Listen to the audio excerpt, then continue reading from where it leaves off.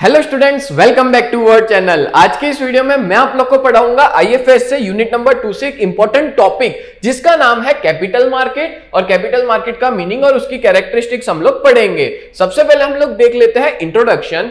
कोई भी बिजनेस क्यों ना हो, आपको पता है कस्टमर को बिजनेस का सोल माना जाता है, यानी कि आत्मा माना जाता है। जैसे हमारी ह्यूमन बॉडी है, ह्यूमन बॉडी के अंदर आत्मा बिना का शरीर कोई काम का नहीं है, वैसे कस्टमर बिना का बिजनेस कोई काम का नहीं है। सेम चीज बात करें, फाइनेंस को बिजनेस का हार्ट माना जाता है। जैसे देखो, हार्ट बीट बंद हो जाती है हमारे मतलब बॉडी में, तो क्या होता है, पूरी बॉडी बंद हो जाती है, मतलब वर्क करना बंद हो जाती है, बॉडी स्विच ऑफ हो जाती है। सेम चीज अगर बिजनेस को चालू रखना है तो फाइनेंस बहुत जरूरी है। और आपको पता है ये जो फाइनेंस है वो डिपेंड करता है बिजनेस की रिक्वायरमेंट के, मतलब कि बिजनेस को फंड किस वे में रिक्वायर्ड है। क्या बिजनेस शॉर्ट टर्म पैसा चाहता है या बिजनेस लॉन्ग टर्म पैसा चाहता है। अब अगर मान लो कि कोई बिजनेस है जो शॉर्ट टर्म पैसा चाहता है तो वो मनी मार्केट से बोरो कर ले, बट अगर कोई बिजनेस है जिसको लॉन्ग टर्म के लिए पैसा चाहिए तो वो कहां से रेस कर सकता है, तो वो कैपिटल मार्केट इंस्ट्रूमेंट से पैसा रेस कर सकता है। आपको पता है कोई भी कैपिटल कंट्रीब्यूशन पूरी इकोनॉमी में दो तरह के से होता है, यानी कि दो तरीके हैं। एक होता है डायरेक्ट कंट्रीब्यूशन। डायरेक्ट कंट्रीब्यूशन किसमें होता है कि सीधा इन्वेस्टर हमारे बिजनेस में इन्वेस्ट करता है, ठीक है, उसको बोलते हैं डायरेक्ट इन्वेस्टमेंट। और दूसरा होता है इनडायरेक्ट कंट्रीब्यूशन। इनडायरेक्ट कंट्रीब्यूशन में क्या होता है कि इन्वेस्टर जो है वो फंड्स में इन्वेस्ट करता है, किसके थ्रू, फाइनेंशियल इंटरमीडियरीज के थ्रू, यानी ब्रोकर्स हो गए, बैंकर्स हो गए या फाइनेंशियल इंस्टीट्यूशन हो गए, उनके थ्रू इन इंडस्ट्री में पैसा इन्वेस्ट किया जाता है। मतलब दो तरीके हो गए, एक सीधा जाके डायरेक्ट इन्वेस्ट कर दिया और दूसरा हो गया कि वो एक कोई इंटरमीडियरी के थ्रू गया, यानी कि कोई इन्वेस्टर के ब्रोकर के थ्रू या कोई फाइनेंशियल इंस्टीट्यूशन के थ्रू तो ही जाके वो इन्वेस्ट कर पाएगा। तो ये हमने पढ़ा इंट्रोडक्शन। नेक्स्ट बात करते हैं हम लोग मीनिंग कैपिटल मार्केट का। देखो कैपिटल मार्केट ना बड़ा ही वाइडर है, सिक्योरिटीज मार्केट से भी बहुत बड़ा है ये। It includes all forms of lending and borrowing, यानी कि इसमें हर तरह के लेंडिंग और बोरोइंग इन्वॉल्व होते हैं। चाहे आप पैसा इन्वेस्ट करना चाहते हो या जो बोरोवर है वो पैसा लेना चाहता है, हर तरह के यहाँ पे इन्वेस्टमेंट्स है या हर तरह के लेंडिंग बोरोइंग इन्वॉल्व होते हैं। फिर समझते हैं कैपिटल मार्केट है क्या। तो कैपिटल मार्केट को डिफाइन किया जाता है एक ऐसा मार्केट जहां पे बोरोइंग और लेंडिंग होती है। बोरोइंग यानी कि जो कंपनी है या इंडस्ट्री उसको पैसा चाहिए, वो पैसा बोरो करते हैं, हमको पैसा इन्वेस्ट करना है तो हम उनको पैसा लेंड करते हैं, हम पैसा इन्वेस्ट करते हैं हमारा, ठीक है। और ये मार्केट के अंदर पैसा लॉन्ग टर्म फंड्स के अंदर ही इन्वेस्ट किया जाता है। और जो लॉन्ग टर्म फंड्स, जो भी बिजनेस एंटरप्राइज को जरूरत होती है जिस लॉन्ग टर्म फंड्स की, उसी के अंदर हम लोग क्या कर सकते हैं, इन्वेस्ट कर सकते हैं। तो एक चीज याद रखना, अगर मनी मार्केट के बारे में आप पढ़ते हो तो वो मनी मार्केट शॉर्ट पीरियड के लिए था, जबकि कैपिटल मार्केट जो है वो ज्यादातर लॉन्ग पीरियड के लिए होता है, यानी कि लंबे समय के लिए लोग इस मार्केट में पैसा इन्वेस्ट करते हैं।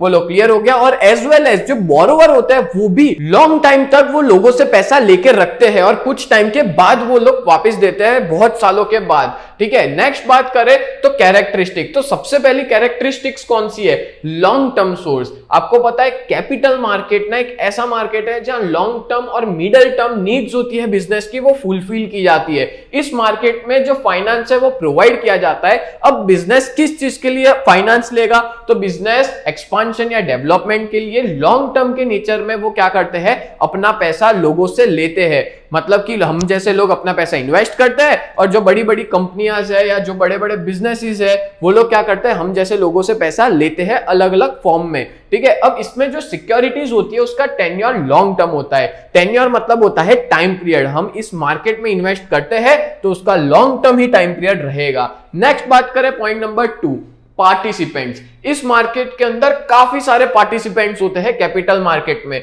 जैसे कि बात करें फाइनेंशियल इंटरमीडियरीज, उसमें आ जाती है इंश्योरेंस कंपनीज, फिर इन्वेस्टमेंट कंपनीज, फिर पेंशन फंड्स। ये सारे के सारे किसके पार्ट माने जाते हैं, कैपिटल मार्केट के फाइनेंशियल इंटरमीडियरीज माने जाते हैं। और हम लोग कैपिटल मार्केट में कभी भी डायरेक्ट इन्वेस्ट नहीं कर सकते, हम लोग इन फाइनेंशियल इंटरमीडियरीज के थ्रू ही जाकर के इस मार्केट में इन्वेस्ट कर सकते हैं। दूसरी बात पढ़े तो बेनिफिशियल, ये मार्केट ना बड़ा ही बेनिफिशियल और डिजायरेबल है, ठीक है, उन लोगों के लिए जो लार्ज नंबर में, मतलब कि कंट्री में बहुत सारे लोग अपना पैसा इन्वेस्ट करना चाहते हो तो ये सबसे बेस्ट मार्केट माना जाता है। क्यों पता है? क्योंकि इसमें बहुत सारे पार्टिसिपेंट्स होते हैं। अब आप ही देख लो, हमारी कंट्री में कैपिटल मार्केट यानी शेयर मार्केट होता है। इस शेयर मार्केट के अंदर कितने सारे लोग जुड़े हुए हैं और कितने सारे लोग अपना पैसा इन्वेस्ट करे हुए बैठे हैं। तो यहां पे इतने सारे पार्टिसिपेंट्स होते हैं शेयर मार्केट में या कैपिटल मार्केट कहो, कि इतने पार्टिसिपेंट है कि उसकी प्राइस जो है वो कोई भी ग्रुप ऑफ पर्सन इन्फ्लुएंस नहीं कर सकता। जैसे मान लो ये दोनों सोचते हैं कि हम लोग आज शेयर की प्राइस हिला डालते हैं, हम शेयर की प्राइस बढ़ा देते हैं या कम कर देते हैं, तो नहीं कर सकते, क्योंकि ये लोग ना बहुत छोटा पार्ट माना जाता है मार्केट का। सो दैट्स व्हाई हम ऐसा कहेंगे कि यहां पे कुछ पर्सन मिलके इस मार्केट को जरा भी उसकी प्राइस को हिला भी नहीं सकते, क्योंकि इसमें बहुत सारे लोग इन्वॉल्व होते हैं। बोलो क्लियर हो गया? तो ये था पार्टिसिपेंट्स। फिर बात करें, हाँ इंपॉर्टेंट चीज, अगर अभी तक आप लोगों ने हमारी बैच को ज्वाइन नहीं किया तो आप लोग कर सकते हो, जहां पे हम आपको 6 सब्जेक्ट प्रोवाइड करेंगे दोस्तों। Yes, corporate account, cost account, statistic, taxation और आईएफएस और इकोनॉमिक्स के भी आपको वीडियोस अवेलेबल हो जाएंगे। तो अभी के अभी आप लोग हमारी बैच में जुड़ जाओ और इसकी प्राइस 2399 है। तो अभी के अभी आप हमारा कांटेक्ट करो और हमारी ऐप डाउनलोड करो, वहां जाके सीधा परचेज आप कर सकते हो। आगे बात करते हैं, नेक्स्ट है point number 3, size of investment. Capital market के अंदर जो फंड्स होते हैं वो स्मॉल और मीडियम टर्म इन्वेस्टर, मतलब कि छोटे छोटे इन्वेस्टर्स, जो मीडियम इन्वेस्टर है, हमारे जैसे लोग, मेरे जैसे लोग, आपके जैसे लोग, हम लोग इन मार्केट में पैसा इन्वेस्ट कर सकते हैं। दूसरा बात करें तो यहाँ पे जो वैल्यूज होती है अलग अलग एप्लीकेशंस की, वो बहुत कम होती है यहाँ के इंस्ट्रूमेंट्स की। जैसे मान लो मेरे को शेयर मार्केट में शेयर मार्केट में इन्वेस्ट करना है, तो मैं बहुत सारी कंपनियों में, जैसे मान लो टाटा मोटर्स है, ठीक है, 600 से 700 रुपए का उसका एक शेयर का भाव है, तो 600-700 रुपए तो भाई कोई भी डाल सकता है।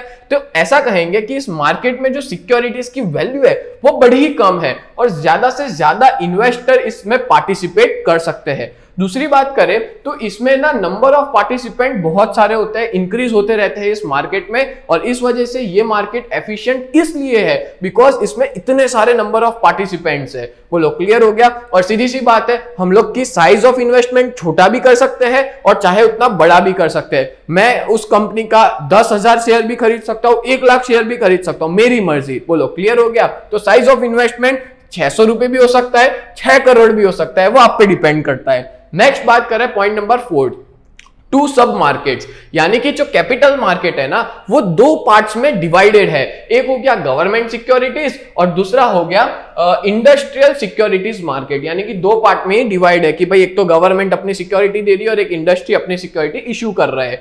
अब आगे बात करें तो वो आगे चल के और 2 पार्ट में डिवाइड हो जाते हैं, और वो होता है प्राइमरी मार्केट और दूसरा होता है सेकेंडरी मार्केट। याद रखना, प्राइमरी मार्केट के अंदर ना आईपीओ आता है, यानी कि कोई भी कंपनी सबसे पहली बार अपना शेयर इश्यू करती है तो वो आईपीओ के थ्रू करती है, जिसको कहते हैं इनिशियल पब्लिक ऑफर, और एज वेल एज एफपीओ यानी कि फर्दर पब्लिक ऑफर, यानी कि जो कंपनी ऑलरेडी मार्केट में वो और पैसा चाहती है शेयर मार्केट से तो वो एफपीओ और आईपीओ कर सकते हैं। तो कहने का मतलब सबसे पहले जो फ्रेश सिक्योरिटी इश्यू होती है वो प्राइमरी मार्केट में होती है। फिर दूसरा होता है सेकेंडरी मार्केट। सेकेंडरी मार्केट ना हम सेकेंड हैंड मार्केट भी कह सकते हैं। क्यों? क्योंकि यहां पे क्या होता है कि कंपनी ने एक बार पैसा ले लिया आईपीओ के थ्रू, लोगों को शेयर्स दे दिए, फिर क्या होता है लोग अंदर अंदर शेयर्स को बेचते और खरीदते रहते हैं, इसलिए ये हम लोग ऐसा कहेंगे। और ये पूरा मार्केट ऑपरेट किया जाता है स्टॉक एक्सचेंज के द्वारा। हमारी कंट्री में मेनली 2 है, एक है एनएससी नेशनल स्टॉक एक्सचेंज और दूसरा है बीएसई बॉम्बे स्टॉक एक्सचेंज। बोलो clear? Next point number 5, capital market instrument. इस मार्केट में कौन से इंस्ट्रूमेंट्स है? तो इस मार्केट में इंस्ट्रूमेंट्स है शेयर्स, डिबेंचर्स, बॉन्ड्स और इसके जैसे काफी सारे इंस्ट्रूमेंट्स इस मार्केट में इन्वॉल्व होते हैं। और इस मार्केट का जो नेचर है वो लॉन्ग टर्म है, मतलब लोग पैसा लॉन्ग टर्म के लिए इन्वेस्ट करते हैं। और आपको पता है कोई कंपनी या कोई लोग कैसे उस इंस्ट्रूमेंट का सिलेक्ट करता है। जरूरी नहीं है मैं शेयर्स ही खरीदूं, मैं बॉन्ड्स भी खरीद सकता हूं, मैं डिबेंचर्स भी खरीद सकता हूं। वो डिपेंड किस पे करता है कि उसमें रिस्क कितना जुड़ा हुआ है, ठीक है, उस वहां पे मैनेजमेंट का इंटेंशन क्या है कि हाँ मैनेजमेंट कितना ग्रोथ चाहता है, कितना पीछे लगा हुआ है अपने गोल्स को अचीव करने के लिए। फिर उसमें टैक्स के कॉन्सिक्वेंसेस क्या है, प्रॉपर टैक्स भर रहे, कितना भर रहे, ज्यादा टैक्स नहीं तो भर रहे। तो ये सारी चीजें ना इसमें कंसीडर की जाती है जब मैं कोई भी तरह का इंस्ट्रूमेंट सिलेक्ट करता हूं। तो in short capital market instruments mainly ये सारे होते हैं, इसके अलावा और भी काफी सारे होते हैं बट ये मेन है। नेक्स्ट बात करें पॉइंट नंबर 6, रेगुलेटर। इंडिया के अंदर कैपिटल मार्केट को रेगुलेट कौन करता है? SEBI, security exchange board of India. और आपको पता है सेबी जो है उसमें अलग अलग तरह के रूल्स एंड रेगुलेशंस जुड़े हुए रिलेटेड टू कैपिटल मार्केट, यानी कि कैपिटल मार्केट के कुछ रूल्स है जो फॉलो करने पड़ते हैं सभी को, और वो रूल्स बनाए हैं सेबी ने।